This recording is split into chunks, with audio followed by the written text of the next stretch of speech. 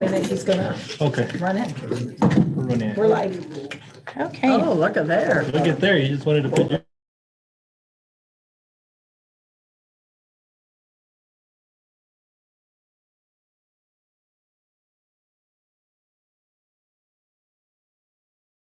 okay, so we'll call to order the May 5th Cinco de Mayo meeting of the Dinling Public Schools School Board. Mr. Cole, will you roll call, please? Yes, ma'am. Mr. Roscoe? Present. Mrs. Paez? Present. Mrs. Hernandez? Present. Mrs. Cameron? Present. Mr. Kroll? Present. Okay, if we'll rise for the pledge. Pledge allegiance to the flag of the United States of America and to the republic for which it stands, one nation, under God, indivisible, with liberty and justice for all. I salute the flag of the state of New Mexico, the key symbol of American friendship among the United States.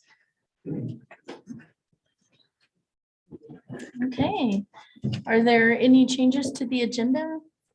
No, there are no changes. Is there a motion to adopt the agenda? I so move that we adopt the agenda as presented or published. Is there a second? I'll second. Okay, Mr. Cole, will do the roll call. Yes, ma'am. Mr. Roscoe? Yes. Mrs. Paez? Yes. Mrs. Cameron? Yes. Mrs. Hernandez? Yes. Mr. Kroll, yes. Okay, we'll adopt the agenda then, and we'll move on to the consent agenda. Is there a motion with regard to that? Is there a second? I'll second. Okay, Mr. Cole? Yes, ma'am. Mr. Roscoe? Yes. Mrs. Paez? Yes. Mrs. Cameron? Yes. Mrs. Hernandez? Yes. Mr. Kroll, yes. Okay, with that, we'll begin the action items. I'll turn over Superintendent Chavez. Thank you, Madam President, members of the board. The first action item is the approval of the academic calendar for the 22-23 school year. And this is the one we brought to you to preview at the last board meeting. Mr. Parker is here to, do you have anything you want to add to the agenda, to that regarding the calendar? Oh, I can just to quickly summarize. Good evening, President Hernandez, members of the school board, Superintendent Chavez.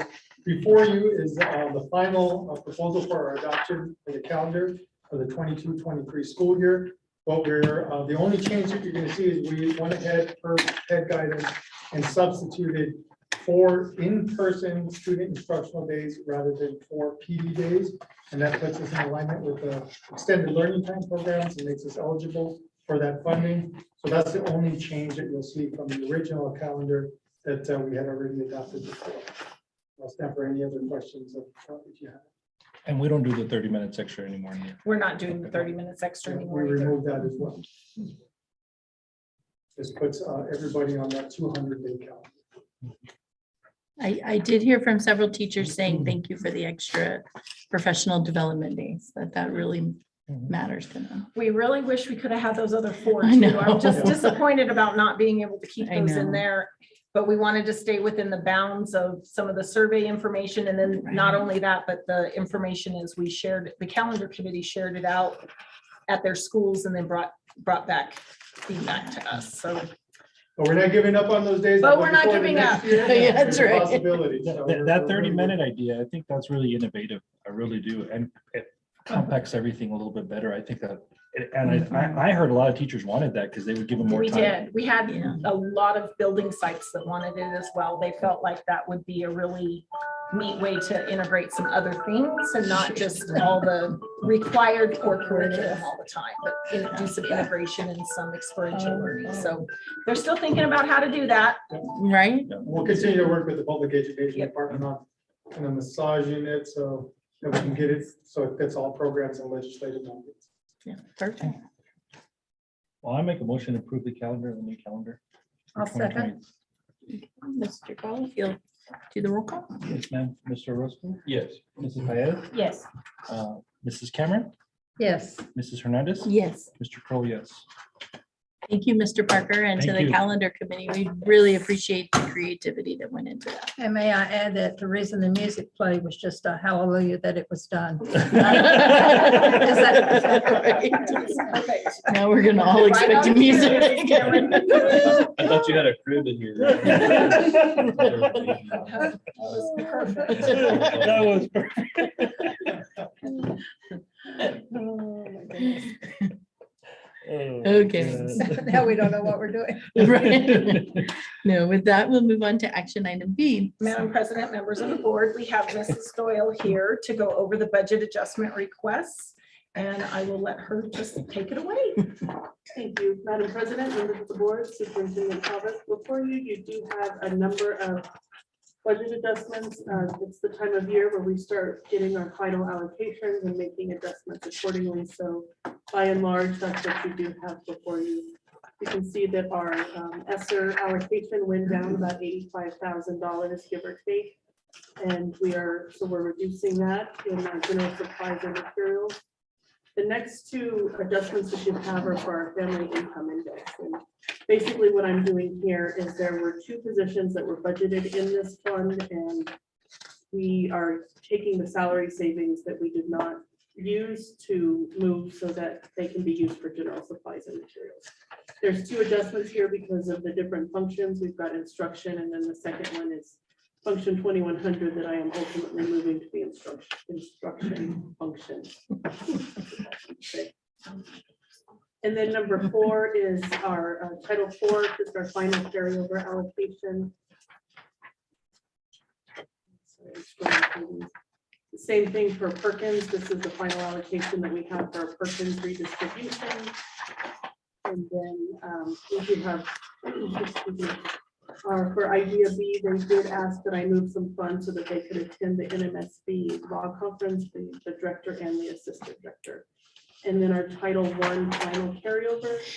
This is going to be used for 2 different things. For our summer school, so it's additional compensation for people for our secondaries for summer school compensation, and then also our one-to-one initiative at the high school for our laptops. And so we will be moving forward with those purchases. And with that, I will stand for any questions. I think I was flipping pages, but did you say that the special ed department is going to attend the school board association meeting? Oh, that sounds great. As long as you approve it. Right. The PO is in place. Does anybody else have any questions? No, I just always respect Leslie and the ones before that have gone through this. Yes. I make a motion to approve the budget adjustment request. Second. Mr. Paul? Mr. Roscoe? Yes. Mrs. Paez? Yes. Mrs. Cameron? Yes. Mrs. Hernandez? Yes. Mr. Crow, yes. Okay. And then we'll move on to action item C. Thank you, Madam President, members of the board. This is the approval of the operational budget, which you were able to see on Tuesday during the work session. And so Mrs. Doyle will do one final presentation and answer any questions. Thank you, Superintendent Thomas. And I did want to thank you guys for the time that you gave me. I don't know, it seems like so long ago, a couple days ago, maybe. That we were able to talk about that talk about this at length so that today we can go ahead and move forward with the approval. So again, some of the assumptions that were made, we do have the minimum teacher salaries moving from 50, 60, 70. This is our levels 1, 2, and 3. You can see that those are pretty significant raises for the teachers. 18, 16, and 13% respectively. So we're glad that we can do that for our teachers. We also moved our classified employees, everybody up to $15 an hour. And in doing that, we did have to, push up all of our salary schedule for our classified employees to avoid some of the compression, which was a bit of a challenge, but we were able to do it. So I'm thankful for that. We also had some increases in health insurance, our high option 6%, low option 3.2%. And then I know that Mr. Parker and Dr. Oldham are here to speak a little bit more about the instructional materials adoption. So that is also one of the things that we will be doing this year. And one of our more expensive things that we'll be purchasing this year. With that, I do know that in the packet, you guys have a presentation. I have updated it. So this is a little bit more updated just as you go through it. Mr. Roscoe, you're going through. So it's a little bit, it has changed some because I had to give this to Charles a while back. So also some of the challenges that we have, increased salary and supply cost. The increased salary also, but supply cost, and not just in terms of cost, obviously, but the supply chain is also been quite a challenge for us. And in many cases, especially as it relates to facilities, our quotes are good for 2 or 3 days. And so we have to turn those around quickly because the costs are just going up so quickly. And then again, as I just mentioned, we do have our one-to-one laptop initiative funding. That is always a challenge because it is such a large expense. And then this one is probably one of the bigger headaches that we have, because we did get these mandated raises and we were funded operationally for these raises. However, we were not funded federally, and we do have a pretty significant amount of people paid from those federal funds. So what that means is less stuff because we have more people that we need to make sure that have the appropriate raises. And then again, another challenge, the curriculum adoption. Not the adoption itself, but just because it is such a large. Leslie, do we know, I know nothing, but how many teachers are in that last, in the federal? I don't. That's okay, you can maybe later. Okay, yeah, I can definitely get that information for you. I don't have it on. Okay, thank you. And it's Significant. fluid. Mhm. So, but yes, I would say that it is significant. So speaking of significant, some of the significant items that we have for the budget is our increase in unit value of about 12%, which is good. But unfortunately, overall, our units decreased. And so I've got a chart a little later on to kind of show you apples to apples, because if you look right now, it looks like we're getting a whole lot more money, but we're really not, because the number of units that we're being funded for has actually decreased by about 5%. So it's really not easy to compare just cost or allocation year over year. We also do not have K-5 plus units this year. We have applied for a K-12 planning grant and are awaiting approval for that. So we're looking to get that quickly so that we can move forward. Now that we have a calendar, we need to know how we're going to fund all of those days. So we're looking forward to that. Significant raises for staff, and then also significant asset replacements. And I don't know, Superintendent Chavez, if you want to speak to that a little bit, or. I think we've spoken about it. If you have any questions, we continue to look at our aging fleet, our buses, and our furniture. Definitely. So what you have before you is our increase in unit value. And I spoke a little bit about this. This is an increase year over year over about 12%. It continues to go up, which we're grateful for. And then what we are funded on our average 81-day membership. And you can see, not surprisingly, in fiscal 21, it went down pretty significantly. We aren't back to where we want to be, but we're getting there. So we're about 5,000, whereas before we were about 5,100. So we are down still some students, but we're making progress. And then just a graphical representation of our SEG guarantee. As you can see, it continues to go up. But this is really what I wanted to show you as we're trying to compare apples to apples. As you can see, in fiscal year 22, we had about 10,900 units. And this year we had, what we are funded for, at least preliminarily, is 10,800 units. So it's a decrease of 5%. And so while it does look like we got more money in dollars to dollars, we did get more money, but we were not funded for as many units as we have been in the past.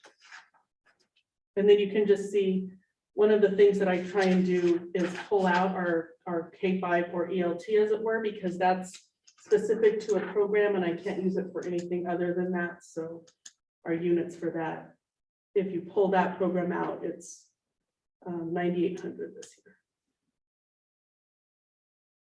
Okay, very similar thing here, just I took our unit value times the units that I just showed you to get to our funding amount.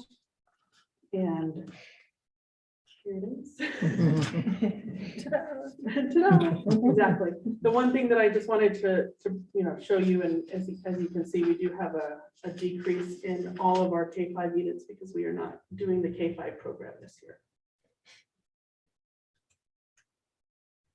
Okay, so now that's kind of overall funding and what we look like, but I want to talk very specifically now about this year's budget. This is our revenue budget. So you can see 99% of it is our SCG guarantee. That's what we get from the state. We do have 450,000 in indirect cost. This is a little bit more than, actually, it's quite a bit more than I have done in the past because we do have lots of federal programs that we're able to charge that indirect cost to. Rent and leases, this is what we get from the charter school every year, and then sale of personal property and interest, which makes me sad because it's really very little money, but that's what everybody's getting. So you can see there we've got 57 million and then a cash balance that I also have to budget of 5.4 million. Again, I do anticipate this actually being more, but this is what I'm comfortable actually budgeting for that we can spend. Okay, so now I've kind of sliced and diced this in a bunch of different ways for you. As we do receive budget authority by function, I wanted you to see how I was doing it by function, because this is really where I receive the budget authority and where you guys give me the okay to spend it. So our instruction function is by and large 62%. It is our largest function, as you would expect. And then O&M, operation and maintenance, is also a big one. It's not cheap to keep up all of these facilities. And then we've got, all of our support services. And then I did want to also speak a little bit about capital outlay, because we do anticipate for this year again, and then we'll get into a regular rotation, but we will be purchasing some vehicles this year. I think we decided 6 vehicles this year, and then we're going to start a rotation where we're not having to spend this much every year.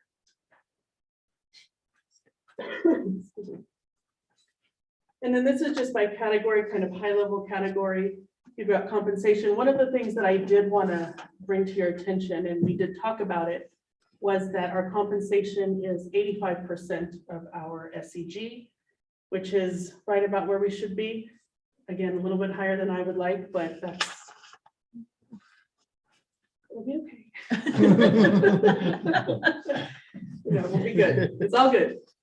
And so this is, all of the different categories. Again, our utilities, I did add some about 20% to our utilities. We do have the textbook adoption that we'll be speaking about in a little bit, and then our one-time property liability insurance of 1.7 million, which is an insane amount of money for insurance, but that's what we do.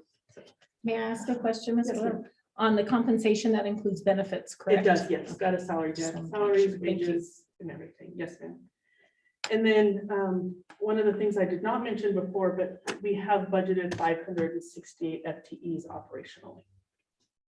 That is any position paid out of operational funding. And then by program, same thing. You can see this none up at the top, which is most everything is, or none at the top here, this 20 million is everything that is not related directly to either a program or instruction. So we've got our regular education, special ed, at-risk, ELT, bilingual, and those actually there are requirements because we are funded for a certain amount of units in these, like our special ed units, we have to spend a certain amount of money. Bilingual, we have to spend a certain amount of money. So I did budget according to, actually, I went above and beyond in most cases, but we are definitely meeting what we are funded for. we are not funded enough in some of those cases, bilingual and special education specifically, but we do make sure that we spend the appropriate amounts on our students.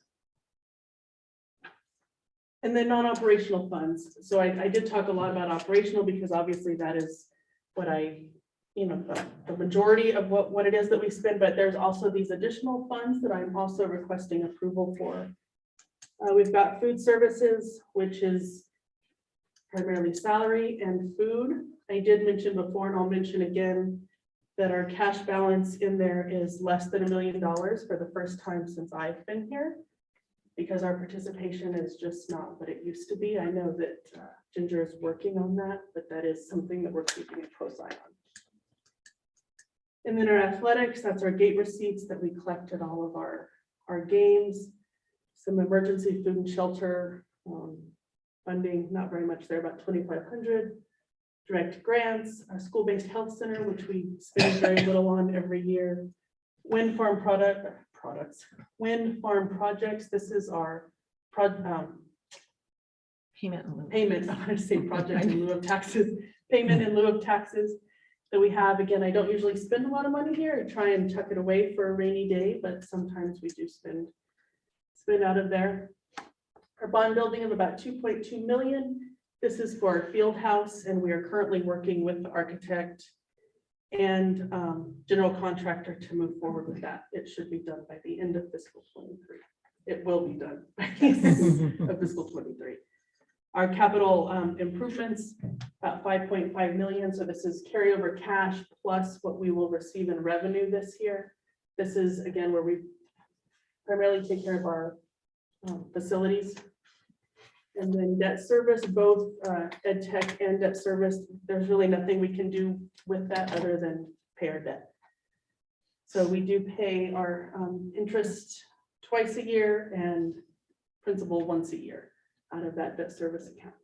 There is nothing that we pay out of the ed tech because we don't actually have any of that bond, but we do continue to get late receipts for that. So every now and then I'll come to you guys and ask you to move the money. And with that, I will stand for any questions. How do you do, Vicki? Thumbs up. Mary Lou, if you want to play your. I know, right? So sorry. She's going to be offended if you Yeah, don't. someone has to call me though. No, my alarm will go. It was my alarm. Ms. Doyle, on Tuesday, we're able to review the salary schedules. And so with this budget approval, those salary schedules will be approved as well. Yes, ma'am. As I mentioned, I'm not real comfortable sending those out until you guys have had the opportunity to approve the budget. But yes, once you do that, they can be made available. Thank you. And thank you for meeting with us multiple times in the last 2 weeks. I love spending quality time with you guys. Especially on budget. Well, I haven't got to actually see you guys for a while, so That's true. yeah. Are there any questions? Well, I just want to say that, Leslie, I would have played that, but that was not even near enough recognition for you after tonight's presentation. Does that get me out of it? That'll work. I'll take it. I've got a question. Yes, ma'am. When you talked about food services, you said that it wasn't being utilized or something like that. Can you clarify a So little bit? there's not as much participation as there has been in the past. So not as many students are taking the meals. Yeah, that seems to get more every year, isn't it? So some things that are going to be changing though next year, they're moving back to breakfast after the bell. So I think there's been a few things this year, the last 2 years that have led to that lack of participation. And I believe Miss Ginger said that they would be going to breakfast after the bell, which will increase participation for breakfast once that happens. And I don't remember what she said about. Well, one of the other things that has been helpful, thankfully, is that our cost per meal, the reimbursement has gone up. So that has been helpful because otherwise it would be even less. Right. So I think that was a long time coming. Is there a lot of food waste since kids aren't really participating? Yeah. I believe there is. I haven't. really spoken It to depends on the Ginger about it. school, honestly. They are tracking it by school and there are some schools that there's more waste than others. one of the things they're looking at doing with feedback from the principals was going to more of a 2-week type cycle so that they can start to identify the food that the kids do like. And they're really working on their menus for this next year to make them more palatable, I guess, for kids to want to eat them. And there's nothing else we could do with that food? Like we can't even send it Not home by with kids or USDA anything? standards. I We don't just believe- have to throw it away. We can't even, there's even portion control with students that we're mandated to maintain. Puts us in a liability situation. I was gonna say part of that, when I was head nutrition, and it was that liability. Well, then also, I know one of the big things she used to tell me about was like the temperature and things like that. If the milk is brought out and put back in and brought out and put back in, and it does again. Yeah. Yeah, It makes a liability. It's really unfortunate that yes. our hands are kind of tied there. Thank you. Any other questions? Make a motion. Okay. Motion to approve the budget, operational budget for fiscal year 2023. Is there a second? A second. Mr. Cole? Yes, ma'am. Mr. Russell, Yes. Mrs. Paez, Yes.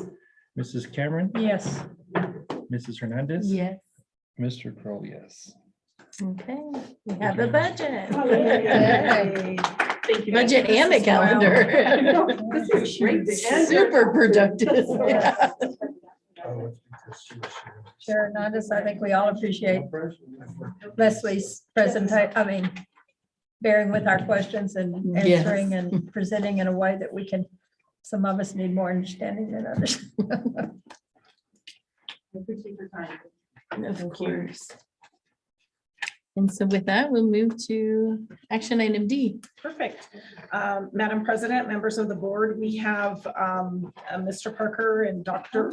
Oldham here to share the English language arts adoption process and choice for next fiscal year. President Hernandez, members of the board, Superintendent Chavez, thank you for letting me present this evening to you. Before you, you're going to be looking at a request for a curriculum adoption purchase. This process is a year-long process. It's something we do every year. It's part of a cycle of curriculum adoption that is afforded to us by the state. The state funds these as a separate appropriation, and then they build it into the SEG. At one time, it used to be separate and used to get that allocation. But before we go into what we've selected, I've been lucky enough to share the experience and have Dr. Laura Oldham lead that as a shoulder partner, working with the teachers, really getting into the nuts and bolts of the work and the instruction. And so she's going to walk you through that process and what we've done, and then we'll talk a little bit about the recommendation that I have for you. Okay, Dr. Oldham? Thank you, sir. Madam President, members of the board, Superintendent Chavez, thank you for letting me talk to you today.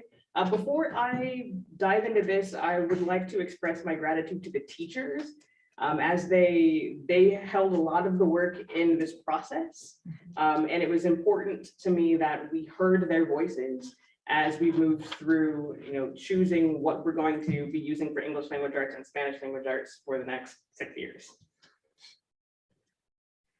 So the high quality instructional material selection process. The New Mexico PED does a summer review institute where they bring together teachers from all over New Mexico to review instructional materials. And they write an appraisal of title, which gives us a little bit of information about those particular titles. So when I was trying to decide which publishers to bring in, because there were maybe 8 or 9 submitted to the state, I looked for a couple of things. One, the Structured Literacy Initiative has been very big, with all of our teachers in elementary school eventually having to go through letters, which is the Structured Literacy Program sponsored by the state. So I was looking for a high quality, like a check mark. They said, yes, it has structured literacy, also recognition for culturally and linguistically responsive instruction. Additionally, for K-5, I didn't bring anything in that didn't have a fully fledged Spanish component that could stand on its own. And so I pulled in from those criteria, I selected 3 publishers for English language arts and Spanish language arts for elementary. That was McGraw-Hill, Houghton Mifflin Harcourt, and Savas. And those 3 for English went K8, for Spanish just went K5. 6-8 was a completely different experience. There was only one title submitted to the state for middle school Spanish language arts. So we went to Vista Higher Learning. We asked Cengage to present for us, and we went looking for a teacher requested publisher, Santiana. Yeah, Santiana. Something. Oh, is that what it is? Something, yeah. Something, yeah. And we're unable to make contact with them. And then we had Vista present on English language development, and that ended up being folded into the ELA selection. And so, as I mentioned, teacher voice was paramount. When we pulled together a committee, we asked for representation from each grade band, that is K2, 3-5 at elementary, and then 6-8 middle school, from the special ed department and the Department of Equity. And the members of this committee were responsible for attending the publisher presentations and taking that information back to their school sites, and being those points of contact with the schools, and making sure that all of the teachers at their schools knew what was happening with the review process, and then finally submitting the teacher rankings for English language arts and Spanish language arts through publishers. So in one of the conversations I had with the teachers, we went through non-negotiables. So what were the things that the teachers were not willing to negotiate on when it comes to the instructional materials that they want to use with their students? And they said they want strong phonics foundational skills. They wanted alignment with letters in the science of reading, as we have kindergarten, 1st and 2nd grade teachers going through that right now. Having available on ongoing professional development, strong writing and grammar, intervention for tier 3 for special education, alignment to the standards, inclusion of practices for all 4 domains of language, that it includes foundational skills materials like decodables or level text, etc., and then vertical alignment. And so as the teachers were asked to go through their review, they were provided with some guiding questions that I pulled from the New Mexico Pride rubric that we used for the Summer Institute. That way they would have some of that thought process that went for the reviewers, as well as some guidance. This is what to look for. They were given also the documentation from the publishing companies, and then the review materials were sent to each of the schools. They were asked to conduct an unbiased review of the materials with equal attention given to each of the 3 publishers. They were asked to take notes on their observations from those texts, and then submit to me a ranking. So 1st choice, 2nd choice, 3rd choice. Once they sent those to me, I compiled all of the notes and all of the rankings, and used rank order voting to determine which publisher was most wanted by the teachers. And that is where. That's It's a lot to do. Any questions for Dr. Oldham through that process? Yeah, I got a question, Dr. Oldham. What was the percentages of them picking this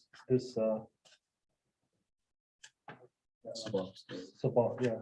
Okay, so I didn't do percentages, it was just raw numbers. And so with the rank order voting, Savas came ahead by 1 point. By 1 point. Any other questions? That's close.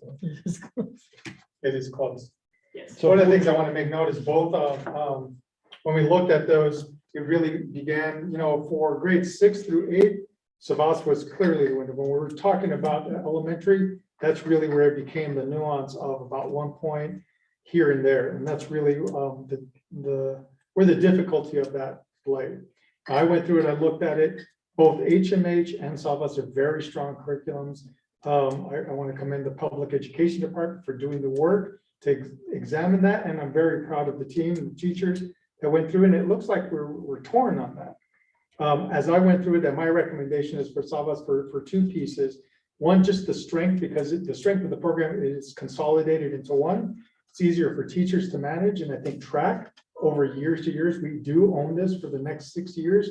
So we want to be able to kind of keep these things together and in a way that we can rely on managing from year to year, classroom to classroom as teachers change.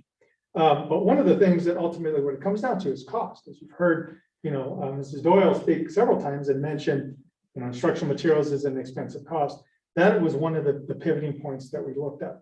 So what I have before you is my recommendation for Savas, but I wanted you also to have the numbers and the cost differences between the different choices. Question, just with those curriculums, what makes it so torn? If we're just a 1% one way or the other, what's the glaring factor that comes out of that from the teachers? Why do we have almost like a 50-50 where we got half the teachers wanting this and the other half wanting that? I mean, to me, I would think that it would be more of a maybe swing, an 80. Yeah. At least 70. Yeah, 70-80% one way, or almost right in the middle. I mean, does that have an effect going forward with people being on board with the curriculum? And I mean, does that all factor in? So part of what happens with rank order voting is for the third choice gets dropped. And that's those votes, second choice becomes the first choice, the one that gets the points. And so some of the balance there has to do with what school's second grade level team's second choice was. I think to be perfectly transparent, I think there is some reticence sometimes with certain publishers because of personal preferences. And so they're more apt to lean one way over another. I also highly recommend Savas. When we're thinking about structured literacy, which is one of the non-negotiables that the teachers said, we want it to align to structured literacy. The unfortunate part about their review is they haven't gone through the entire program yet. I have finished the structured literacy program, and between those two, Savas is the stronger in terms of alignment. There's always going to be buy-in issues because somebody didn't get what they wanted. And what my hope is that I can facilitate from my position some of buy-in because I can show you how, based on the things you said, this is why this will work. Did that fully answer your question? Yeah, no, it makes sense. And it might have just that, how do we, going forward, are we going to be okay with moving forward? I mean, because it's an expense, to say the least. Yeah. Thank you. Yeah, there is an expense for that, and we always have that opportunity. We want teachers to have a sense of autonomy in what they choose and to support children. But we also have a responsibility to make sure that we're selecting materials that are high quality instructional materials that have been vetted. And then the other piece is that really it's about implementation, getting teachers to afford them the time to learn the curriculum, to be trained on it, to use it in a way to be coached on it. So another component that we'll be doing with this is embedding a coaching model for not just the onboarding, like at the very beginning we train them, but a quarterly training where coaches will come back to the schools, see what the teachers are working well with, what they're struggling with, and how we can improve on that. So that's another component to that. But then, like I said, the other component we look at is cost. And so when we looked at comparing exactly the two pieces, and you'll see my recommendation is Savas, I wanted you to look at so in your packets, there are two spreadsheet components. You can look at the cost for these. One, and the first one you'll see is the $841,206.89. That is for having grades K through 8. And this has the dual language component being Savas, and then grades 6 through 8 being Savas, and then Vista Higher Learning for the Spanish at the secondary. If you look at the next piece on that, if we were to quote out HMH, you're looking at just for K5, $800,000 just for K-5, an additional 183,881 for grades 6 through 8 Savas, and then Vista Higher Learning at 73, bringing the grand total for the adoption if we went to HMH at $1,059,446. Why So do there's a $200,000 difference in the curriculum. With either way, 50% of the people are going to be happy, you're just unhappy or happy, but one is going to cost you $200,000 more. Do we, do the vendors with this cost is, was there any difference, something that the other offered that this one didn't? Actually, Savas, like I said, Savas is more comprehensive. It's a package all in one, where HMH required they offer a base package, and then you have the piecemeal extra books. And one of the things that I know that the teachers wanted is, we want it all. We don't want just kind of like a basic package. You're not trying to buy a vehicle where you're getting different packages. It's like, give me everything I need to do to be able to provide instruction. and Savas gives us that. Savas does that comprehensively. HMH will do that, but you have to buy the extra pieces, which is why the cost went up. And I Because we haven't- would have to buy the extra. And as far as support from the company, is that throughout the timeline of using Yes, for 6 years. for 6 years? For So 6 they'll years. be with no cost come and help? So they'll be doing, some initial training, some onboarding training that we get for every year. And that comes along. But like I said, one of the things I'm trying to plan in addition to that through professional development is quarterly trainings and support mechanisms by working with our content specialists and with their coaches to kind of look at an implementation. How's it going? What's working? What's not? If a teacher truly doesn't like it and there's a reason, I want the vendor to be able to hear that and to kind of own that a little bit to see if we can't navigate an improvement on that. Comes out, I think when I was doing the math for the Savas, it's, it comes out to $841,000. It's about $46 a student for every year for the next 6 years. And this does come with both English and Spanish for the K-5, which supports our dual language model. And for our district, because we're dual language, we have a large population of students that are learning in biliteracy pathways. It does cost more. Some districts don't offer that, but we're pretty comprehensive, so we want to continue to offer that up. So students will get both. And kind of related to that, was one of them more culturally relevant than the other one? I didn't really see anything that one was Okay. more than the other, but just more opportunity for that to kind of be explicit. Okay, There were some elements of it. Do you want to speak to that? So both programs were highly rated by the state in culturally linguistic responsiveness. okay, And I didn't bring in anything that was not, because I know okay. that's okay. particularly important in this area. Yes. I mean, it's important everywhere, Right. but it's also important that our kids can engage with literature when it has characters that look like them. Exactly. So that was a very intentional thing on my part. I didn't bring anything that's in. Okay, you And said I- that much better than I asked the question. I didn't see anything. I mean, I saw some subtle things, but there were personal preference things, but nothing glaring that made Yeah. one less or more than the other. Okay, I'm gonna make a suggestion next time. This is cool. I understand what you're trying to do and everything. When it's this close next time, I would like to hear from two teachers and see what the two differences are, why they feel the opposite of each other. I think we need to hear from them. I know we make the decisions and stuff, but I need to know what to do, because that's close. Sure. That really is close. And I want to know why they feel the other one's better than the other one, or however it works So out. we can definitely provide that. We do have all the documentation if you're interested. No, in no, that's binders fine. of it. That's fine. I Well, just, one of the things that we do is we do collect the information, the notes, and I think that's a valid thing to have.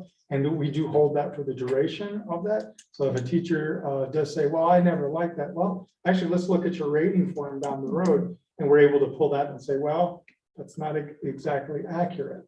And so we do have that could be inspected at all time. And we hold that, like I said, for the duration for the next 6 years in our files. But we will make sure in subsequent ones, we'll bring them. We have, for next year, we have social studies and CTE.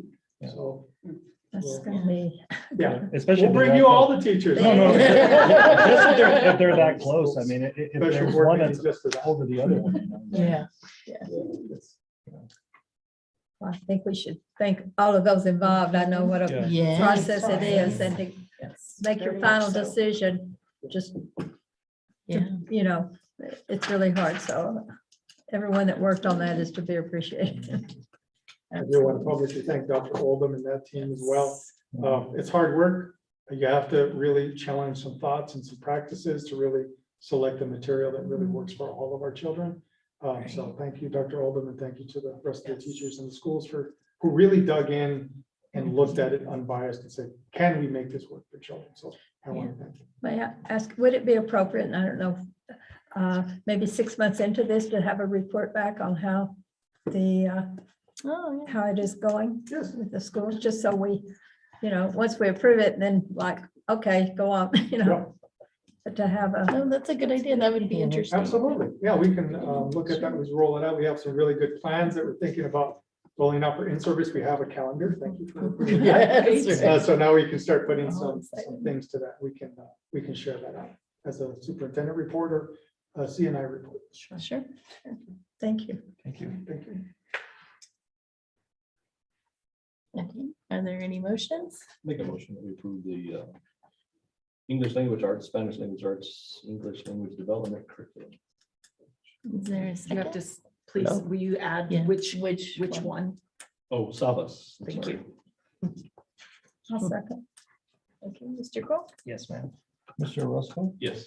Mrs. Paez, Yes. Mrs. Cameron, Yes, Mrs. Hernandez. Yes. Mr. Crowe, yes. Great. Thank you for all of your effort. Thank you.